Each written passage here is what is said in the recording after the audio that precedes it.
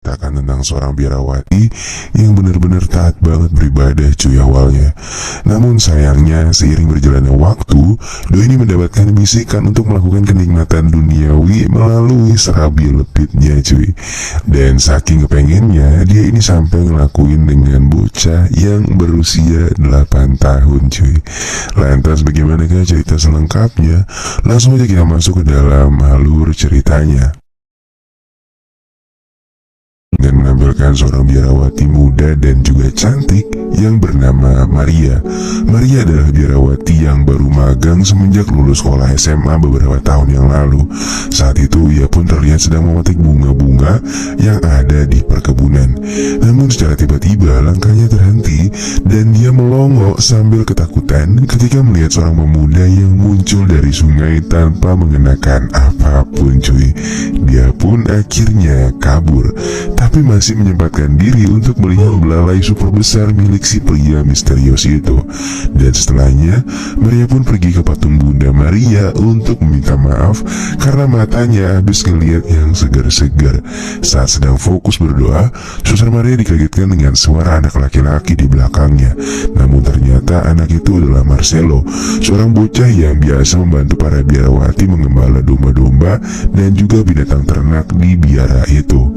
Saat itu Marcelo yang kegirangan memberitahu Maria bahwa belum lama ini ada binatang ternak mereka yang berhasil melahirkan. Lalu ketika Maria sedang memberikan minum seekor anak domba yang cukup gemuk, secara tiba-tiba dia melihat pantulan bayangan pria dari dalam air. Dan ketika diperiksa, ternyata pria yang tadi sudah berada di belakangnya cuy. Dan pria itu berniat untuk memberikan apel serta mengajaknya berkenalan. Namun lagi-lagi Maria malah ketakutan. Dan karena udah ketakutan, Maria pun akhirnya pergi menuju biara. Singkat cerita, di hari berikutnya, para biarawati terlihat tengah menyanyikan lagu rohani bersama-sama. Selesai dengan menyanyikan lagu rohani, para biarawati pun menyantap makanan siang mereka bersama-sama. Terlihat sifat kekeluargaan yang sangat kental di biara itu. Lalu ketika Maria sedang asyik makan, secara tiba-tiba dia kembali melihat pria yang kemarin juga berada di sana cuy. Namun saat kemudian dia menghilang entah kemana. Maria pun semakin takut dan meyakini bahwa pria misterius itu adalah bukan golongan manusia, melainkan Syaithanir Rajim. Untuk menjernihkan pikirannya, Maria mendatangi biarawati kulit hitam, atau sebenarnya pembantu para biarawati sih lebih tepatnya. Dan Maria pun mengajaknya mengobrol.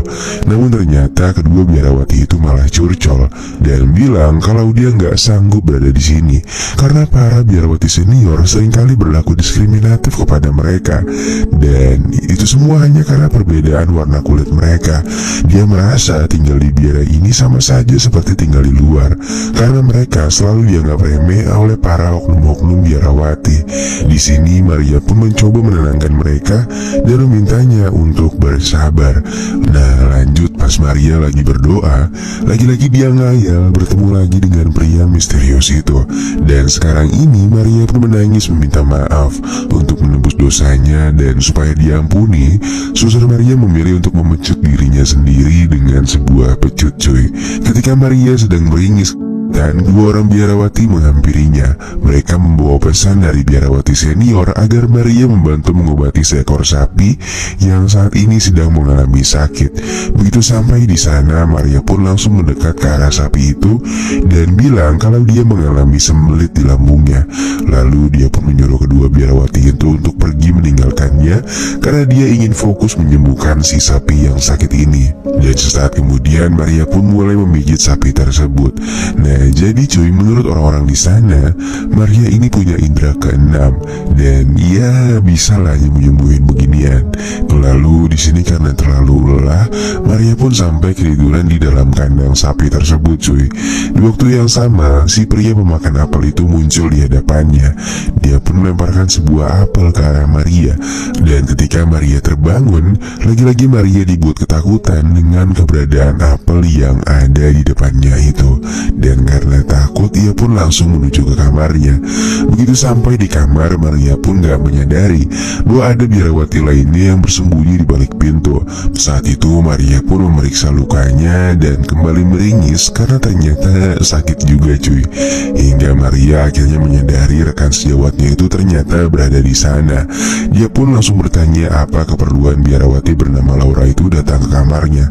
Laura pun mengungkapkan bahwa dia selama ini menyimpan rasa kepada Maria cuy. Maria awalnya ingin meluruskan kesalahan yang dialami oleh Laura, namun karena perasaan saknya itu nggak bisa dipendam, alhasil Maria pun akhirnya mau diseruput nendang oleh Laura. Maria yang awalnya malu-malu kucing pun kini mulai menikmati seruputan Laura yang ternyata enaknya itu numero uno cuy. Dan ketika selesai dengan perbuatan seru itu, dia pun mendekat ke arah jendela yang saat itu sedang terjadi hujan badai. Dia pun menangis memohon maaf kepada Tuhan Yang Maha Esa. Beberapa hari kemudian, Maria yang tengah berdoa secara tiba-tiba melihat sebuah keanehan. Foto uskup agung yang terpajang di biarawati itu secara misterius berubah menjadi berkepala barong cuy. Dan semenjak saat itu Maria pun berpikir bahwa sosok pria misterius yang sering menghantuinya ini adalah Lucifer. Singkat cerita, beberapa hari sudah berlalu. Pikiran Maria kini mulai berubah menjadi rada-rada karena kejadian-kejadian aneh yang terjadi belakangan ini pada dirinya. Saat sedang menuju perkebunan, Maria bertemu dengan Marcelo yang sedang berada di pinggir sungai. Maria pun mendekatinya. Dia pun mencoba memancing Marcelo dengan cara memperlihatkan kakinya cuy. Dengan perlahan Maria pun sabar memancing belalai cilik milik Marcelo. Namun di sini Marcelo malah ketakutan dan akhirnya dia pun memilih kabur sebelum Maria sempat memegang belalainya Marcelo. Waduh, kalau gue jadi Marcelo pasti lain cerita nih. Lanjut keesokan harinya, Maria melihat pembantu biarawati sedang berdoa sembari mengeluh mengapa dia terlahir dengan warna kulit yang gelap. Dia merasa sangat depresi dengan diskriminatif yang selalu dialaminya. Maria pun lalu mengikuti perginya sang biarawati itu. Dan ternyata biarawati itu ingin mengakhiri hidupnya dengan tali jemuran cuy. Dan anjingnya nih, Suster Maria bukannya memberhentikan niat si biarawati itu, yang dia lakukan malah mendorong kakinya, yang tentunya biarawati itu pun langsung meninggoy karena Maria cuy. Semua yang dilakukan Maria adalah atas pengaruhnya si Lucy. Dan lagi-lagi Maria pun kembali dipengaruhi oleh Lucy. Dia lantas pergi ke kamar Marcelo dan mengetuk pintunya. Di sana Marcelo tinggal berdua dengan neneknya yang sudah renta. Sang nenek tak curiga sama sekali saat Maria ingin memeriksa keadaan Marcelo dan membiarkan Maria begitu saja. Dan di sini Suster Maria semakin merasa terpancing karena melihat Marcelo yang tertidur hanya dengan selimut yang menutupinya. Maria lantas melihat situasi dan ternyata sang nenek udah tertidur pulas di depan sana. Maria lantas mulai melepaskan apa yang dia kenakan dan dengan perlahan Maria pun mulai menjalankan aksinya. Namun karena Marcelo terus berpaling, Maria kilaf dan dia mengambil sebuah pisau dan langsung menusuknya. Dia lalu tanpa sengaja menyenggol sebuah lilin dan dengan cepat lilin itu pun menyambar kain yang ada di sekitarnya. Maria pun langsung pergi dari rumah itu dan membiarkan api melahap rumah Marcelo. Sesaat kemudian ketika di kamar, keanehan terjadi lagi pada Maria. Kali ini tangannya mengeluarkan asap yang cukup lebat. Dia lantas segera membasuhnya dan segera mandi wajib saat itu juga. Saat kemudian Maria kedatangan dua orang rekannya. Mereka mengabari bahwa rumah pengembala mereka yaitu Marcelo mengalami kebakaran belum lama tadi. Mereka juga memberitahu bahwa Marcelo dan neneknya kini sudah berpulang ke dunia anime. Nah, di sini Maria pun mulai handal berakting. Dia bertingkah tenang agar rekan-rekannya nggak mencurigainya. Dia pun bersedih dan pura-pura kehilangan atas meninggalnya Marcelo dan juga neneknya. Sesaat setelahnya Maria pun langsung pergi karena katanya ingin mendoakan Marcelo dan juga neneknya. Begitu sampai Sesampainya di sana, dia langsung memeriksa keadaan Marcelo. Dia ternyata baru ingat kalau kalung milik Maria sempat ditarik oleh Marcelo. Dia pun berusaha membuka kepalan tangan sang Marcelo, sampai akhirnya dia pun berhasil. Namun dari kejauhan ternyata ketua biarawati memperhatikan apa yang dilakukan Maria. Ketua biarawati itu lantas marah besar kepada Maria atas perbuatan yang sudah dilakukannya. Namun di sini bukannya merasa bersalah, Maria malah bilang kalau dia udah gak pantas berada di sana dan berdoa kepada Tuhan. Dan Maria meyakini bahwa kedudukannya sekarang lebih tinggi daripada Tuhan, cuy. Sang ketua lantas kaget mendengar pernyataan murid kesayangannya itu yang ternyata sudah tersesat jauh kemana-mana, cuy. Ketua lalu berdoa agar Maria kembali berada di jalan yang lurus. Maria sempat mengaku salah dan ingin berubah pada awalnya. Namun saat kemudian Lucy kembali merasuki alam bawah sadar Maria. Tiba-tiba di tangan Maria muncul sebuah tali, dan saat kemudian sang ketua itu pun meninggoy dengan sangat membagongkan di tangan Maria. Untuk menghilangkan jejak, Maria lantas membawa sang ketua menuju ke tempat penyimpanan mayat. Setelah selesai, Maria pun mengikuti acara pemakaman Marcelo. Ketika acara berlangsung, Maria melihat tangan si penggali itu gosong seperti habis kebakar. Maria pun seketika ketakutan dan dia langsung kabur menjauh dari pemakaman. Dia pun berlari tanpa arah sampai akhirnya Maria terjatuh di sebuah kubangan lumpur. Dan saat itu juga Maria pun tersadar. Rasa takut dan penyesalan mulai menyelimuti perasaan Maria. Dia merasa bahwa Tuhan gak mungkin memaafkan semua kejadian yang sudah Maria lakukan. Dan akhirnya Maria pun memilih pergi dan tinggal di sebuah gua untuk mengasingkan diri. 3 hari berlalu, 3 hari pula Maria meminta maaf dan meratapi jalan hidupnya dengan penuh penyesalan. Dan di hari keempat ini, pria misterius yang Maria anggap Lucy itu tiba-tiba muncul untuk menggoyahkan taubat Maria yang sedang dijalankan.